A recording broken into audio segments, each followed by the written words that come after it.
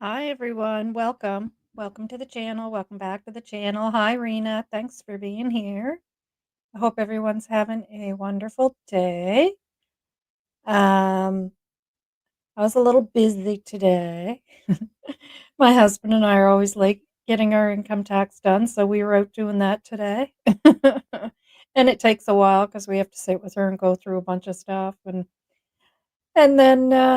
then we went for a little drive after that, and we had supper out today, so that was kinda nice. Hi, Mark, thanks for being here. Nice to see you. Um, so today, everyone, I just thought we would take a look at Crime Time Watcher. Hi, thanks for being here.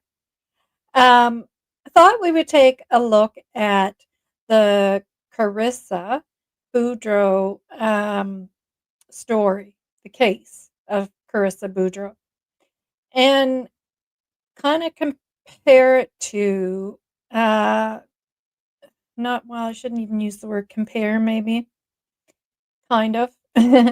um, in 2008, January 20, I think it was the 27th.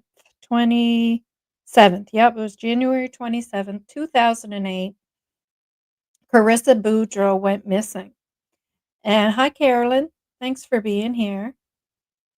Um, and her mother reported her missing. Hi, AI Henry. Thanks for being here. Mama Angie, thanks for being here. And I'm going to try to keep this an hour because I know Granny's Crime Busters will be on at around 7. She usually comes on. And I know that there's a big thing tonight with Janie. And she's going to be on Drunk Turkey Show. In case you guys didn't know that. And so it's called Drunk Turkey Show. So if anybody's interested in hearing from Janie, she is apparently going to be on there. That's my understanding, I think. And he's going to go over some court documents that were shared with him. I thought that I thought that, Angie. Now, maybe I'm wrong. Maybe I'm wrong. Um, yeah. Uh, Let me check and see what it says. But anyways, just because of the fact that I know that Granny's Crime Busters comes on at 7 usually, and his show starts at 8, I believe. Let me look it up. Drunk Turkey. Okay. Jack and Lily Doc uh breakdown from RCMP. Um from RCMP. Docs from RCMP reference Jack and Lily Sullivan disappearance. Oh, maybe she's not going to be on. The last show he did, he was talking about her coming on tonight, but maybe she's not going to be on. But he's going to go over these documents that I think were given to him from Janie and Daniel, maybe something like that. Yeah. So yeah. So if you want to check that out, and of course, Granny's Crime Busters is always an awesome show. I don't know what she has planned for tonight. Uh, Maybe she felt uncomfortable since the name is Drunk Turkey. Maybe she felt comfortable. Yeah, I said uncomfortable by mistake. Yeah, possibly, eh? That's cute. Uh, Drunk Turkey. Yeah, I know. Anyone get Janie a bottle? That's funny, right? Yeah, in the timeline. Um, oh, have you heard Hidden in the Fog about Janie? No, I have not. Uh, I don't, uh, I didn't watch her video. I don't usually check out her videos, but if there's something interesting there, I'll check it out later. Um, DT's last live, she wanted to call in, and he told her next time she may call in. Yeah, which he said today because he had something booked yesterday and something booked the day before. Well, hello there. Hello, native girl. Thank you for being here and coming back. Um, did I miss Grendel? Grendel, hi. Thanks for being here.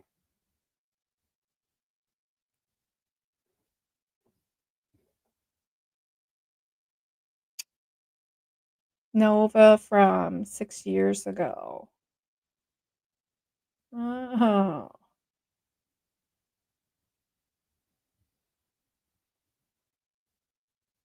I'm not sure what you mean from 6 years ago. I gotta go back and look so I know. Drunk turkey. Hmm.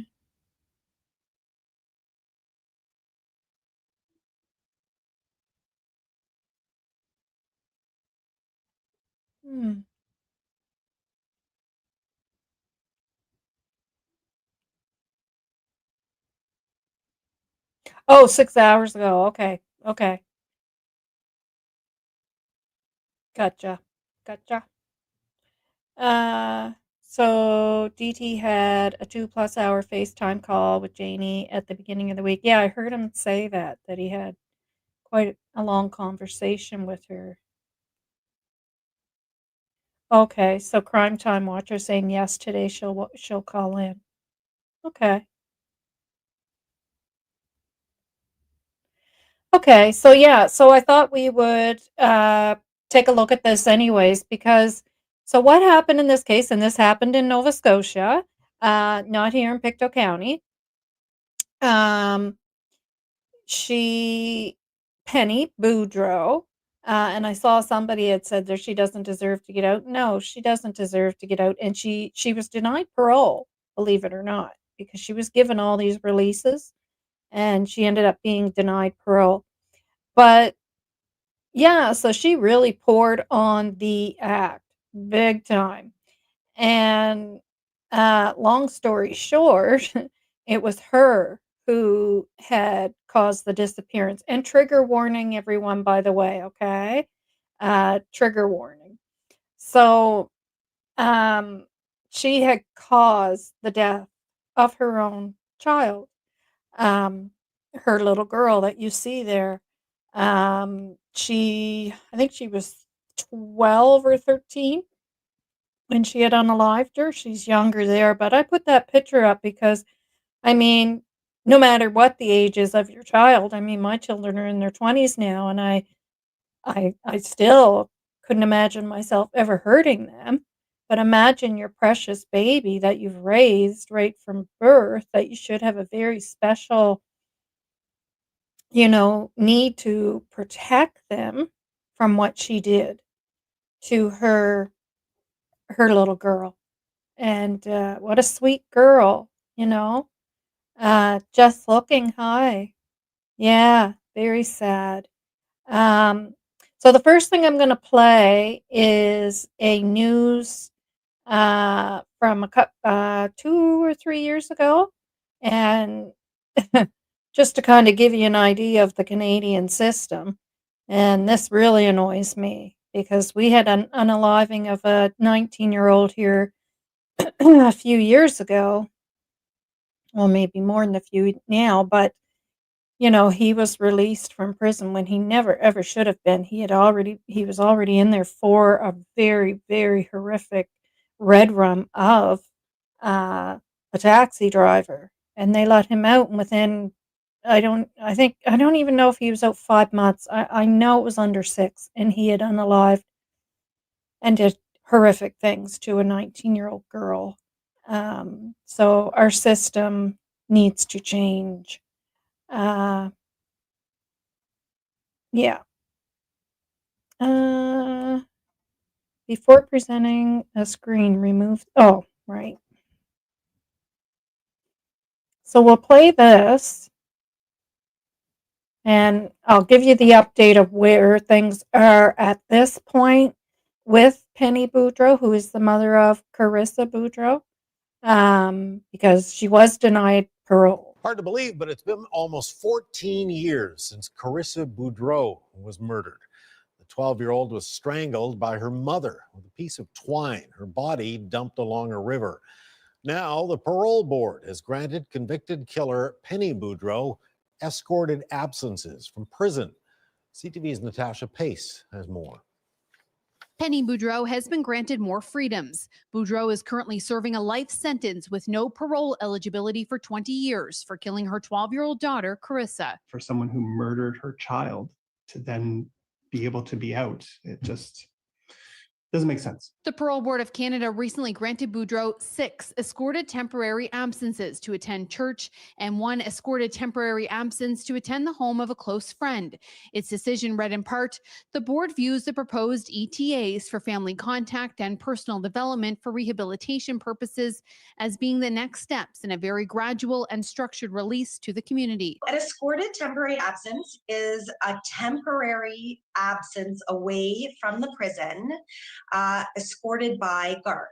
Emma Halpern is the executive director of the Elizabeth Fry Society and can speak specifically about Boudreau's case. It has been determined by experts who have designed our correctional model that, in fact, gradual release back to community, particularly for those who have had long time frames incarcerated, is the safest thing for our society. Boudreau admitted to strangling her daughter with a piece of twine. KARISSA's body was found on the banks of the LaHave River in February 2008, nearly 2 weeks after she was reported missing. I mean, I'll never forget watching the press conference with her crying, looking like, wanting her daughter returned, to only find out that, she committed this crime. As a parent, I just cannot, wrap my head around how you get to the point where you do that. The mayor of Bridgewater says KARISSA's death is still hard for a lot of people in the small community. It's impossible to make sense of what she did.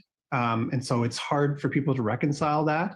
And it's also frustrating when someone was sentenced to life in prison and yet are gaining freedoms that for most of us, we just can't understand how. Boudreau has been assessed as a low risk to reoffend violently, and the board concluded she is making observable and measurable change. Natasha Pace, CTV News, Halifax.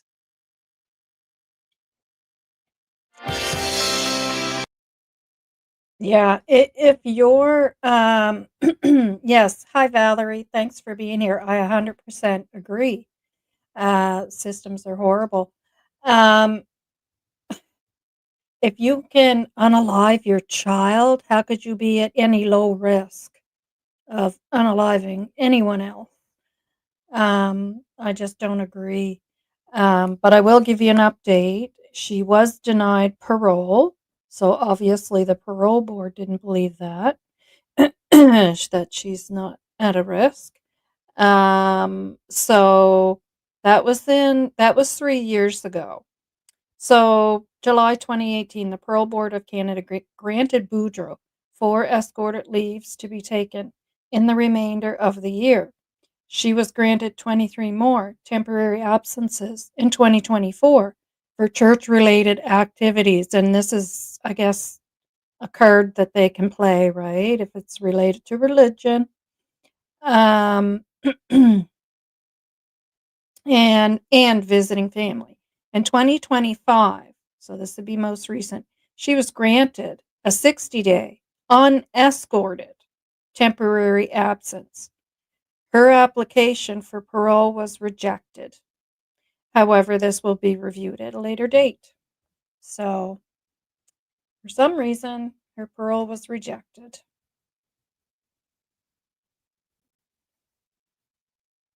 I know. Yeah, it's disgraceful. Exactly. Yep. Life be life.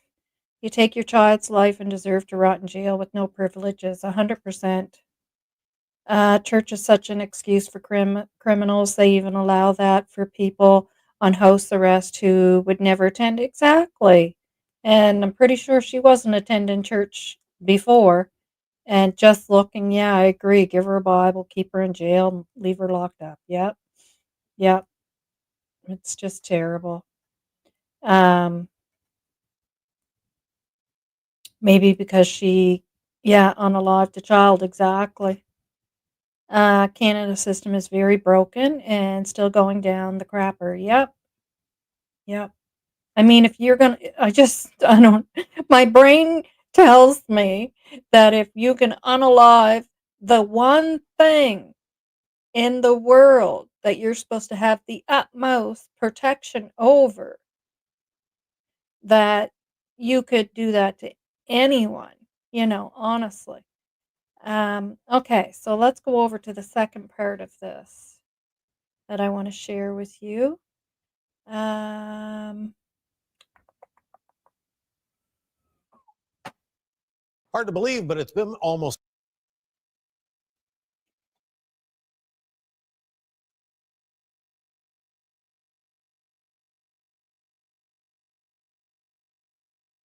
this. okay. Now,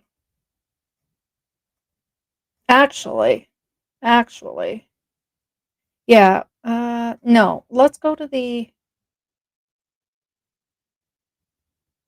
yeah, we will play this first.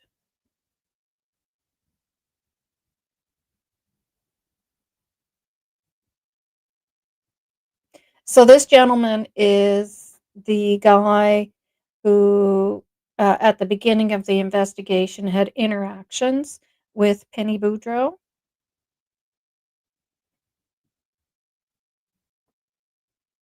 Is on the loose. This is a community that had not experienced any kind of crime like this. There was that. Who did this? Are they living amongst us? And is it going to happen again? Again, the town rallies around Penny and her boyfriend Vernon McCumber in their hour of need. But investigators are uncovering another side to this grieving mother. Any good police investigator, there's always that suspicion that you're not being told the truth. I mean, the police are often told lies. The truth of the matter is, the majority of children that are murdered by a parent or primary caregiver. We're basically at this point keeping our minds open to all possibilities, But do we have suspicions? Sure, we had some suspicions. There was a few things. You start looking at it, how she dealt with things in a different light. All good investigators know you can't take someone's word at face value, and neither should you. She would cry when she thought it would help get what she wanted. But other times she was very controlling, very manipulative. Do you believe Penny's story? You shouldn't. She knows exactly what happened to her daughter.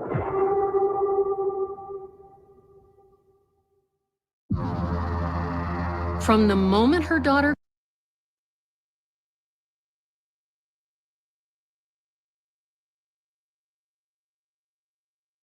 For a while, she told police.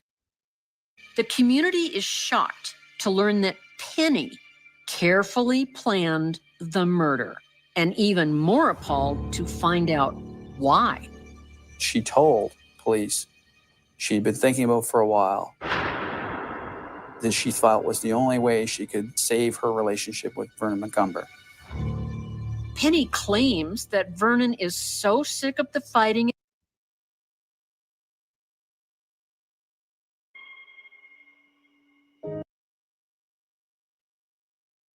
So that's pretty much what I wanted you to hear in there. Just what his thoughts as an officer who first initially was dealing with the case, what he was seeing with her, what was striking him odd, and the fact that she did it for her man because he was getting annoyed with um, the the difficulty of, what her and her daughter were going through. Her daughter was, at that age as a teenager, they were having some bickering, uh, going on. And he was stating how he's just getting sick and tired of it and hearing it. And anyway, so that's she admitted that that's why she did it. Just disgusting. Disgusting. So now let's take a look at the performance that she put on.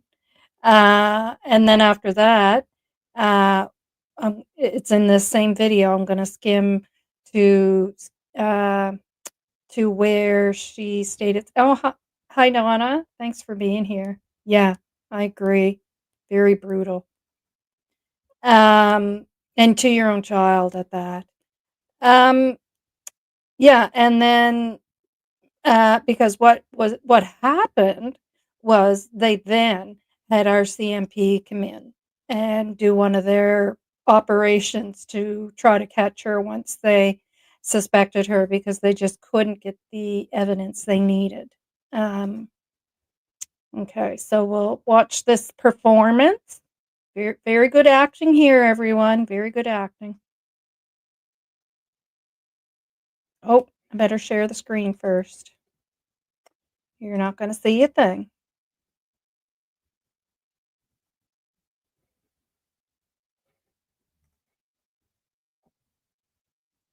Coming up after the break. People report sightings of Karissa, and the community rallies together to try and find her.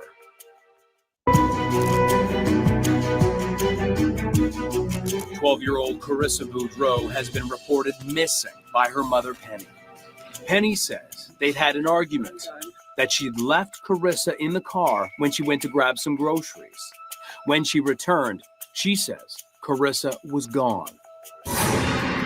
Now back to Ross Lord with Karissa Boudreau, Up with the Angels.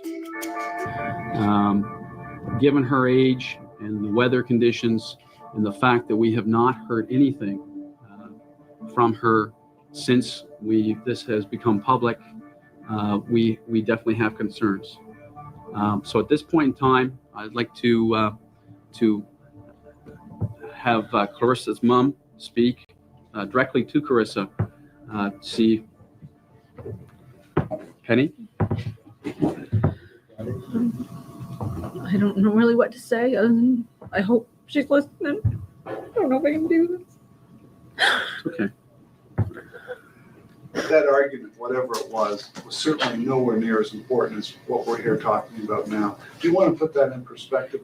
It wasn't like a big argument per se. I took her for a drive that day just to try to have a heart-to-heart with her in a place, like in a car. She can't get away and slam her door, which she usually does to me.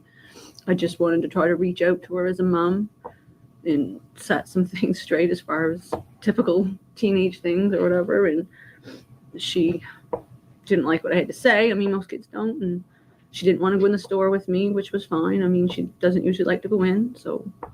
The type of emotional And here the self, like the, you know, as she's talking, she's kind of putting Carissa down somewhat, you know, like, you know, like most kids do, you know, and kind of trying to make her look like, you know, just, oh, disgusting. Just slightly putting her down. account that resonates with any parent. To put it in plain English, not knowing where your kids are is horrible. Yeah. Because she didn't go anywhere without me taking her, so. And then moves on to the self-pity, you know, poor her. I always knew where she was, huh?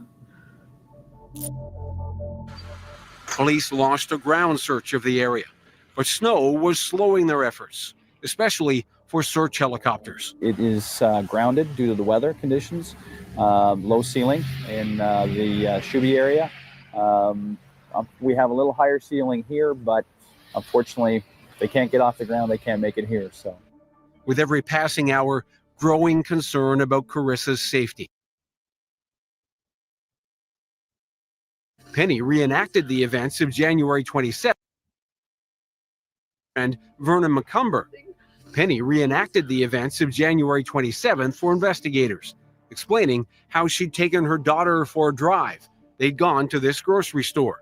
Surveillance camera images obtained through a Freedom of Information request show Penny went inside while Carissa stayed in the car. Penny said when she returned, Carissa was gone. We have no.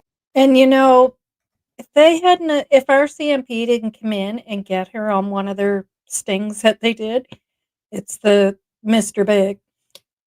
She would have got away with that because that whole footage there at the supermarket, they couldn't tell if anybody was in the car or not. So, you know, it would look like it's true, right? That Carissa stayed in the car.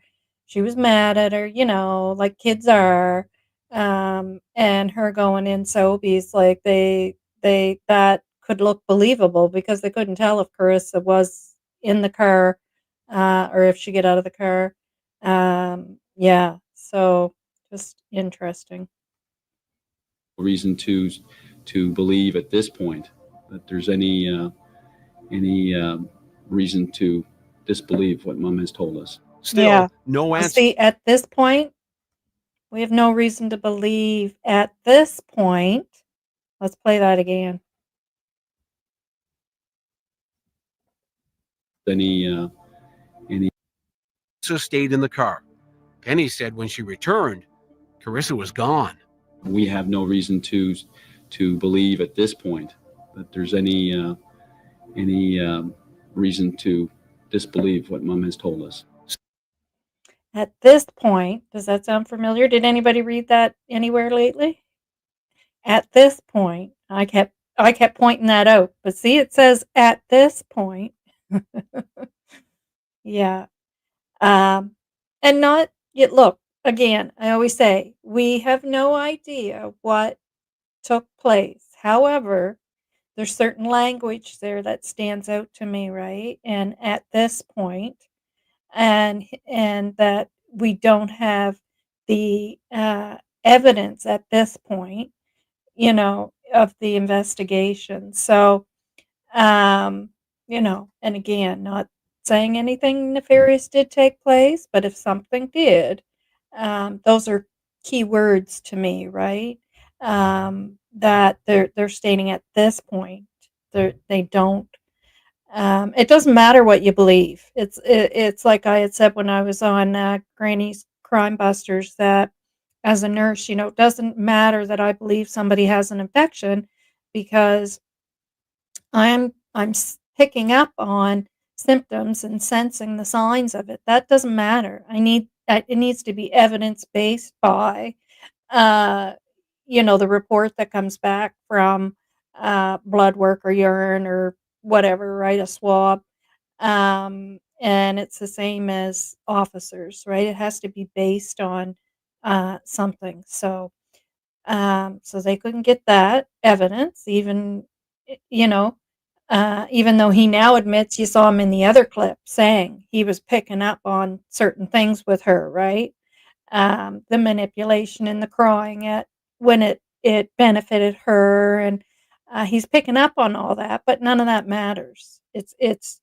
Um, it's what he feels, but it's not based on any evidence yet, right? At that point.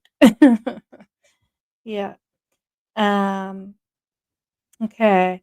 I want to go to this guy right here. So this is the RCMP officer that they call in to get all of involved. their leads that they could do in a missing person. They had interviewed many people, classmates, relatives, friends, teachers, whoever they could try to get some information from. At the time, John Elliott was with the Southwest Novah Major Crime I'd be about a couple hours away. Yeah. Unit and based in the New Minas RCMP detachment. They investigated as well sightings of KARISSA that people were calling in. There was quite a few sightings, and they were from Nova Scotia, New Brunswick, Ontario. People were calling that thought. And there's those false tips, right? Like a goldish tan car that puts in a tip on May 31st when the kids have been missing since May 2nd. And, but the last thing the RCMP say on August 22nd with Jack and Lily is that there's still no sign of an abduction. They reiterated it. So, I mean, that tip is obviously nothing. They had sightings of KARISSA. Parents pitched in to help find KARISSA, putting up posters, creating pages on social media. Just makes you worry. Like I said, when you have kids of your own, especially, well, for anybody, but when you have kids of your own, and my kids walk home and to and from school. A lot of kids around here hang out with older people, and she could be just staying with a friend, or she could have known somebody farther away and went with them. Even the mayor sensed the shift.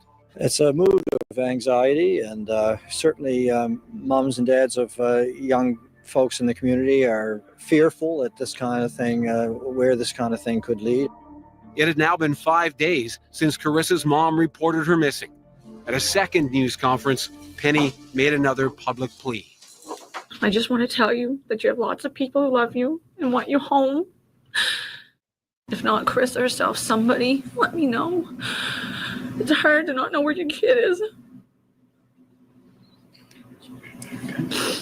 I'm done. Thank you.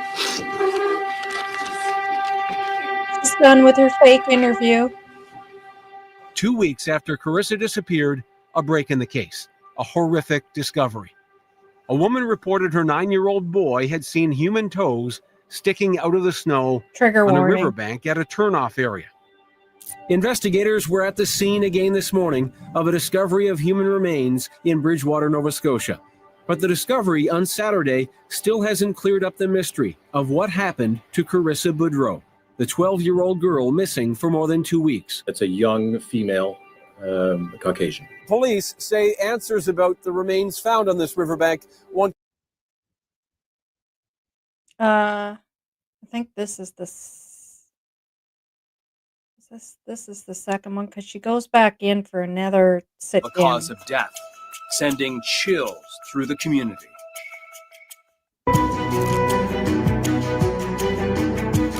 Two weeks after 12-year-old KARISSA Boudreau is reported missing, the discovery that everyone is dreading: human remains. Here's Ross Lord with KARISSA Boudreau up with the angels. The autopsy on the frozen body discovered on the banks of Bridgewater's LaHave River. So we know how she died. Listen to this, gentleman. I want you to hear the RCMP officer. That it was maybe misadventure on her part. she injured and fell down the bank, whatever it may be. I didn't want it to be a homicide, that's for sure. The chief medical examiner concludes the cause of death was asphyxiation and that Karissa had been strangled. Karissa's clothing had been arranged in a way that suggested she'd been sexually assaulted, but there are no... Yeah, and imagine doing that too. Like, that's her mother, and she tried to make it look like she was actually assaulted. It's disgusting. No other injuries. I hadn't been to an autopsy in some years, so I kind of put my hand up, if you want to use that phrase, to say, I'll go. John Elliott willingly attends Karissa's autopsy, sparing younger officers whose own children were around her age. His children were older. I didn't realize the effect that it would have on me. I went to the autopsy. They're never something anybody wants to attend, certainly not something that anybody would enjoy. But being a child, a 12-year-old girl, it was particularly hard. It was devastating. When it was over, we were departing the autopsy room, and at that point, I was, I'll say, the last police officer to leave the room. There was one of the pathologist's attendants in the background, but Karissa was still on the table. Her body was still on the table. And as I left the room, I looked back, and her head was raised, and her eyes were still open. So it was that scene, or that picture that I have in my head. And it was that picture that I said to Penny a few days later. I was the last one to see her basically with her eyes open. The entire family was devastated by what happened, including Karissa's grand. And it still affects him. He's still, I think it was his last case, or he might have been retired and they called him back or something. I can't remember exactly everything he said, but he was done doing cases like that, but they called him back in to do it, and he did it, or he volunteered. It is very sad. From Sophie's maybe. Yeah. John's team starts to come up with a theory of what might have happened. There was some thought that possibly Penny Boudreau, Karissa's mother, and or her boyfriend, Vernon McCumber, may be involved. From the Bridgewater investigation, Bridgewater Police Service investigation, there was just no other suspects. And they had interviewed a lot of people. There was just no reason for this young girl to go missing. Over the next couple of months, for sure, we did look at other possible suspects. Anybody in the area that was strange, anybody that had any type of criminal record involving any type of sexual offenses or, with children. We looked at all those possibilities. But they kept coming back to Penny. I recall quite vividly my wife actually, after the news, the press release was done, saying, there's something wrong there. Penny's story of an argument with Karissa. Hi, Bobby and Rosie. Thanks for being here. Very disturbing. And if anybody finds it too triggering, don't worry if you can't watch it, okay? That's okay. You can watch it on the replay and skip through things you find triggering, because it is triggering. Very sad. Right before she disappeared, stood out to John. The times that I'd met her, Of course, she's possibly a suspect.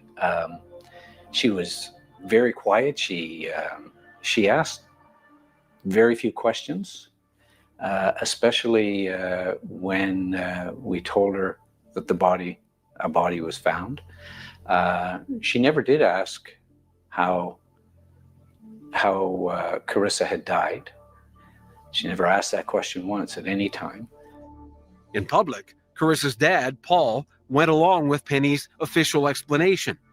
But privately, something seemed off. It didn't make sense. And once I got to Bridgewater and seen her mother's body language and that stuff, she was more concerned with Vernon, and Vernon had blew his knee out or hurt his leg or something like that. And she was more worried about attending to him than she was about the Amber Alert that was on the radio. When her name was across the radio in the Amber Alert, that's one of the times that I kind of lost my composure. The family history is unusual. Wow, your daughter was pretty good at picking. I didn't pick up on it.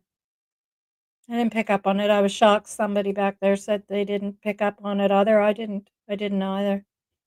Yeah. I don't know who it was that said she looks like her Nita girl. I think it was you said she looks like her mama. Somebody did it. I can't tell because when you look at her father, I see her father in her too, but they both have the dark hair and the blue eyes. So I want to say she looks more like her dad. Just so she can, instead of looking like her wicked mother. Root Strength, hi. Thanks for being here. Finding Solace, thanks for being here. Very sad, yeah. So I'm just again going to skip to the RCMP officer because I want you to hear pretty much what he ended up doing here. KARISSA, heart and a star. She said, I'm sad because, and this was written on December 2nd, I'm sad because, 1, I have to go to school tomorrow. 2, I miss Shane and Tracy. 3, I have to go to bed at 9:30 instead of 11. 4, I live in an apartment. 5, there is no room for my stuff. 6, I feel crowded. 7, end of story. My life sucks until we live in a house. By KARISSA. The Bridgewater apartment the three had shared was becoming a source of valuable evidence. People upstairs said that they argued quite a bit. They could hear them arguing and all that. We had hearsay from neighbors of Vernon saying things like, I know you did it, Penny. Why did you get me involved? Those type of comments that were heard by other neighbors through the apartment walls. Some of that fighting took place during the initial investigation by the Bridgewater Police Service, and some of it as well when we took over the investigation. It also, that was still going on. RCMP brought in a criminal profiler to compile a thorough outline of what they believed happened. But in their pursuit of the truth, investigators were still stonewalled. We had cooperation up to a point with Penny and Vernon, but that cooperation ended on the 14th of February when we brought them both in and actually arrested them. When asked, did you have anything to do with KARISSA's murder? Her response was basically, my lawyer advised me to not say anything. She never denied it, that she had nothing to do. She just said, my lawyer advised me not to say anything about it. If she didn't have anything to do with it, all she had to say was, no, I didn't do it. I didn't do it. But never once. The day after police arrested Penny and Vernon, they released the couple.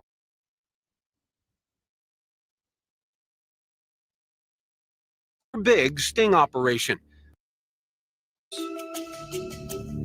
Well, the intent of the operation, as I said, is always to get the truth. And that's what we were going after. The RCMP had opened a Mr. Big sting operation where undercover officers pose as criminals. After gaining the trust of a suspect, the undercover operators promised to make the problem go away. First, they discuss exactly what happened. Mr. Big Stings are controversial. Courts have ruled some have been abusive and can lead to false confessions. John Elliott says he and his RCMP colleagues took precautions to preserve fairness. The undercover operators themselves actually know nothing about what they're doing.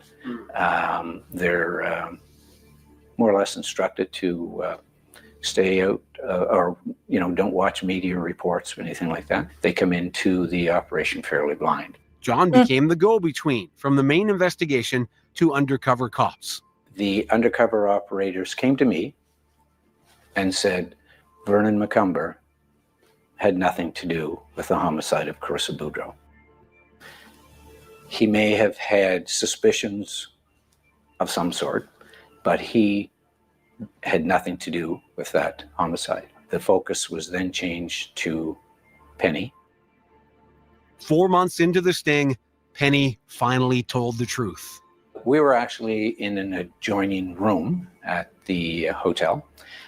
So we did have a live feed, video feed that was coming from the room where Penny was.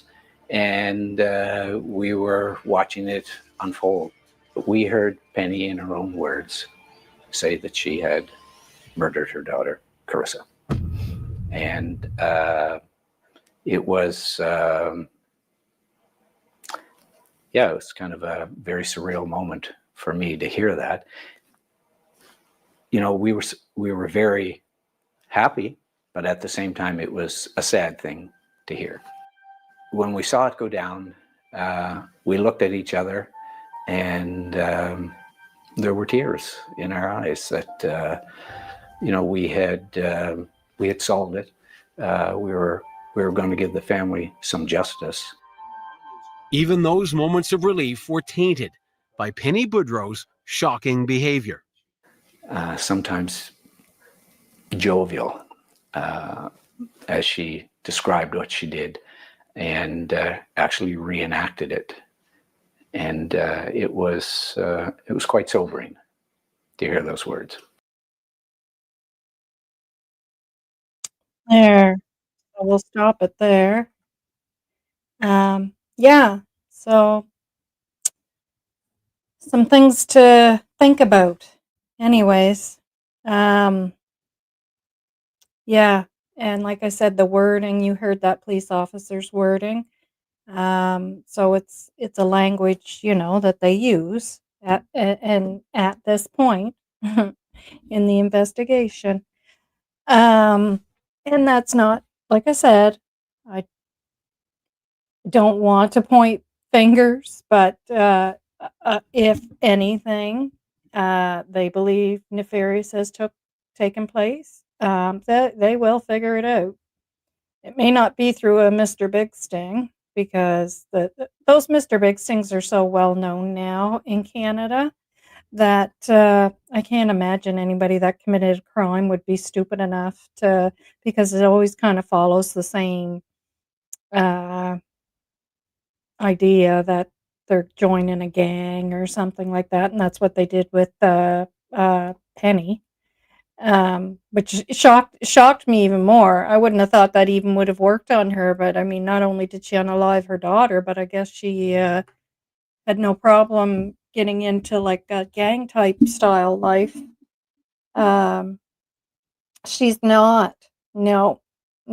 She was allowed out on some leaves. The last one was a 60-day leave in 2025. It was her first one where she was allowed to go without anyone, on her own.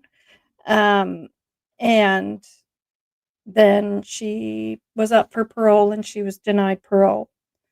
I do talk about it in the beginning of the video if you want to go back later and listen to it.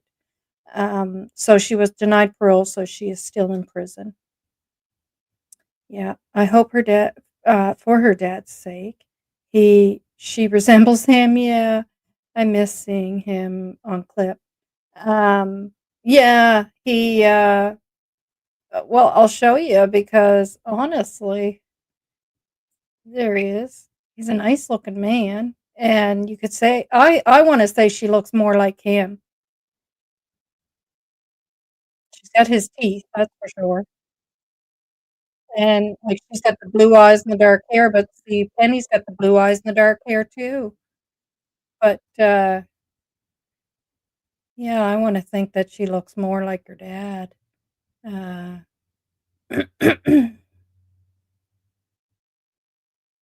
that was her grandmother that it showed there.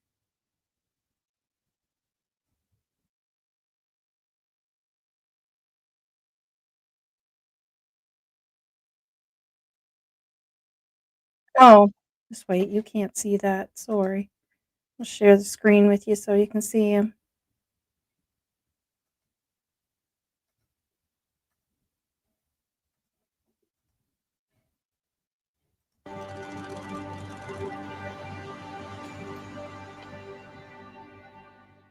From Sobeys. Bring himself to view Carissa's casket. I myself, I didn't go see her. I didn't want to ruin the image of my beautiful little girl in my mind. Yeah. So you can see how she would, you know, looks like him too. From Sobeys. Yeah. John's. Yeah, the bragging about it, eh? Yeah, and bragging about unaliving her daughter. Yeah, in the Truro Women's Prison. Yes, to multiple people. Yes, yeah, that was reported. Yep, that's right. Oh gosh, don't worry about it. No worries. Yeah, I think she looks more like her dad than her mom. And in a recent picture, here I'll pull a recent picture up of her just before her mom did that to her. Yeah, I think she looks like her dad. Pretty beautiful, beautiful.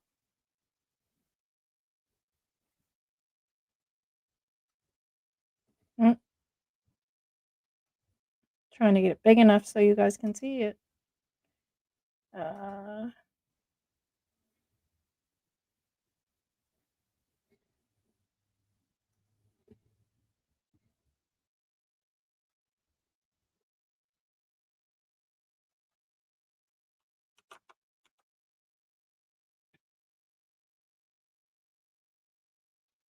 and you guys have been following this case, so you can see, in that what you would consider similar, things that are similar. There's definitely similarities for sure. Thank you, Root Strength. Thank you so much. Very nice. So nice. Thank you. And I got a little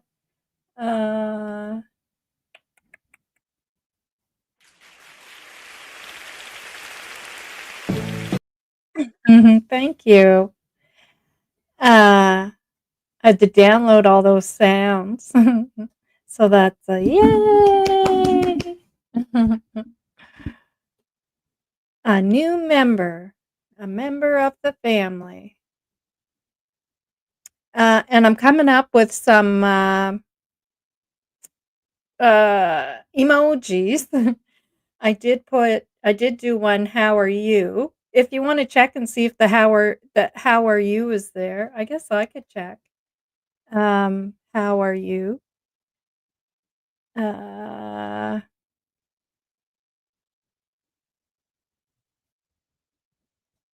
I'll share screen and show you Carissa.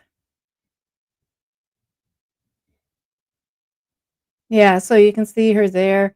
I think she looks more like her dad, to be honest with you. Actually, I think she's a spit of her dad. Yeah. Uh, See, on my screen, it just looks like it doesn't look like how it's supposed to. It's supposed to come up.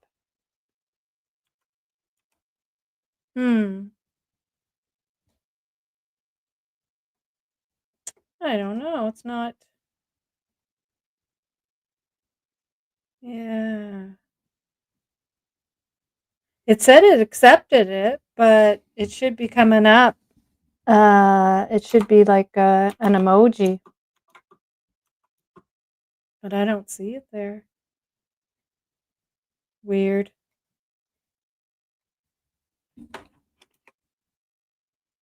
Maybe it doesn't do it on the computer. Look at you guys trying.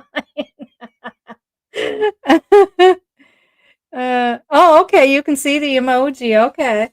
So it's different colors, and up top it says how, and then on underneath it says are you? How are you? It's not showing it on my computer for some reason. I don't know why. Weird. Maybe on my phone it would show. Okay, cool. Cool. I just wanted to make sure they're there for you guys because I'm going to do some more. So, I wanted to make some of them fun, and then I'll do some like I want to do truth and justice and stuff like that. Um yeah. So what do you think, native girl? She looks more like your dad? Or maybe you already said. Yeah, she is beautiful. Absolutely. She's a beautiful little girl. I never heard this case before. Oh, it's tragic. The mother was blessed to have her, but didn't see the gift she had. Absolutely. Yeah. Yeah. I know. She's just gorgeous, eh? Beautiful girl. Yeah, I agree. She looks like her dad. Yeah. Beautiful young woman. God love her soul. Imagine what she felt like pleading with her mom, looking in her eyes as she strangled her with wire. I know. So sickening and so, so sad. Yeah. And the last words that there's a book called Mummy Don't, and that's why in my thumbnail I'd put Mummy Don't because that's what she was saying to her mother. Those were the last words as her mother was doing that to her. Mummy Don't. Sad. And how can you? Oh my. Oh, sad.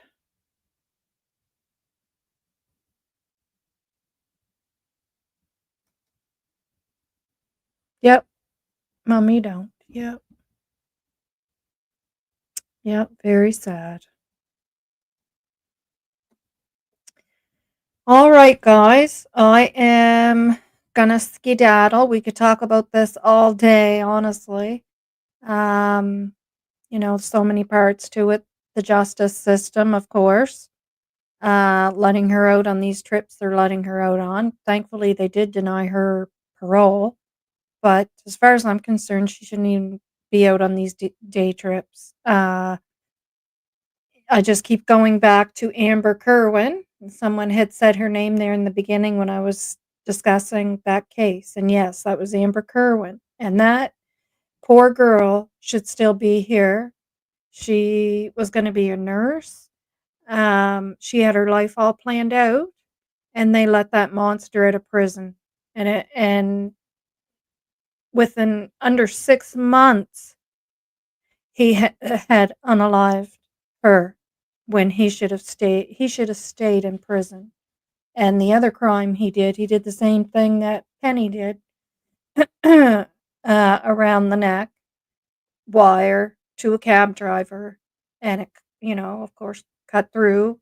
And I remember all that because that happened here, and I know who the family is, and you know, just disgraceful to let him back out and for him to be able to unalive someone again. So, all right, guys. Um, Thinking that I might be back on tomorrow. Yeah, you remember that? Yeah, yeah, that's sad. Yeah, I'm pretty sure I'm gonna be back on tomorrow because the hubby works. So I will have the day to myself to prepare for a live. Takes me a long time. I'm so slow at everything. But that's okay. Yeah, so we'll be back tomorrow. I have a few notes I've taken down about Janie, and I want to discuss Janie a little bit further, and then plus we're going to hear more tonight from Drunk Turkey. So we'll yeah, we'll see where that takes us till tomorrow. Mhm. Thanks everyone. Thanks for being here. Lots of love, lots of positive vibes. Um yeah, thank you. Hi, Cheryl. Thanks. Thank you. Oh, with Granny, yeah. I like that too. I find the conversation with her and I flows nicely. I like that when it just flows so nicely. You're not even working at it. Yeah. It's nice when you have someone you can talk to like that. And yeah, I'm sure we'll be doing more lives together. Thanks, Solace. Yep. See y'all later. DT is delusional, but I want to. Well, we all have our opinions and thoughts. He might think I'm delusional because you know how that officer said that Penny kept coming back to him, like it kept coming back to Penny. Like that's what I feel like with Janie, because to me, the timeline that's missing is from the time Janie heard last state she heard the children, which is the last time anyone heard or saw them. And then what happened after that? That's what's missing. And she's the one she states she was out around the property. She states she last heard the kids. She knew about the blanket. She wouldn't let them in the trailer. Um, like when I listened to DT and he's saying about the neighbor down the street that didn't want them to into his property, which I'm not even concerned about because they would have gotten a warrant if you know, they wanted to look at that property, they would have got a warrant. That's how that works. So, um, but and what I understood was that he didn't want them in his house, and I'm pretty sure it might have been Amy Hansen. Somebody I heard that, and I will go back and try to find where I heard it. I thought it was that he didn't want them in the house, but he said that they could search outside the property that he had already did. He couldn't find anything, but to go ahead and look again. But he wasn't agreeing to them going into his house, and maybe I'm wrong. But, and when DT's saying that, I was thinking, well, hello, Janie wouldn't let them in her trailer, right? And that was the whole shenanigans, and the whole dog excuse doesn't fly. Like that just doesn't fly. And then when they did get in there, they searched it 3 times. Why did they search it 3 times? But anyways, my mind and my gut keeps going back to Janie, and it has been. I've talked about it before. This isn't the first time. So, but I just want to look at it more. You can't jump into a case 13, 14 weeks into the case without knowing a thing that happened all before that. And he believes Daniel, Janie, and Malaya. At this point, I'll use the law enforcement language. At this point, he does, but let's let him go through uh, the phases and see what he figures out. Honestly, let's see what he figures out. He's where we were, right? Like you said, 13, 14 weeks later, we were there way back when, and we were in the same spot with the same thoughts as him, until things started to kind of until the light bulbs starting to go on, you know, because of certain things. So let's just let it play out and let the chips fall where they may, and see what takes place. You just never know. You drew me back for the detail. Yeah. Uh-huh. Yeah. So y'all better be here tomorrow. No, I'm joking. Yeah. Yeah. Making them get, yes, definitely. Yes.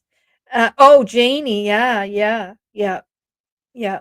if they had to, I don't know or not, but they threatened her, and then they didn't come back till the next day. So that would lead me to believe that they did have to go get the warrant. Hi, Missy. Hi, beautiful Nova and friends. Hi. Sorry, but we're ready to walk out the door here. But if you want to catch the video, you can go back to the beginning. Yeah, we're all ready to walk out the door. We're saying goodbyes. All right, goodbye, folks. I will be back tomorrow. Uh, Lots of love, lots of positive vibes. Take care until then, okay? And I will be watching Drunk Turkey. I usually just I lay in bed. I'm in bed by 8 o'clock, and then unless I have a nap and I end up staying up a little bit later. But I was out today, so that's a big day for me. I'm pretty tired right now, so I'll be in bed watching it. I won't be chatting, but I'll be watching. So I'll see you there, and I'll be over to Granny's live too if she's having one. So take care, everyone. Bye.